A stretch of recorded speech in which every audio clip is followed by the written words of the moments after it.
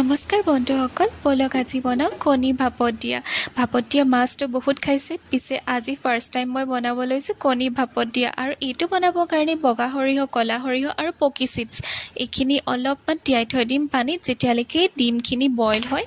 আৰু একেবাৰে সহজ। এতিয়া দেখিছেনে, পেনত মই অকণমান তেল দিলোঁ, কাটি থোৱা পিঁয়াজ আৰু নহৰু কেইফুটামান অকণমান ফ্ৰাই কৰি ল'ম। আৰু বিশেষ মা মছলাৰ একো দৰকাৰ নাই। আৰু এইখিনি অকণ ৰঙচুৱা হ'লেই এই টিফিন বাতিটোত এনেদৰে দি দিম। আৰু এনেদৰে দিয়াৰ পিছতে এতিয়া যিখিনি মই সৰিয়হৰ পেষ্ট বনাই থৈছিলোঁ সেই পেষ্টটো ইয়াত ওপৰত এনেদৰে ঢালি দিম।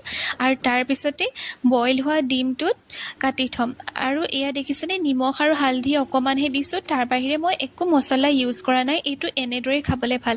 আৰু এনেকৈ দুফালকৈ কাটি লৈছোঁ ডিমটো, আৰু তাৰ ওপৰত এতিয়া সৰিয়হৰ পেষ্টবোৰ অকণকৈ ঢালি দিছোঁ।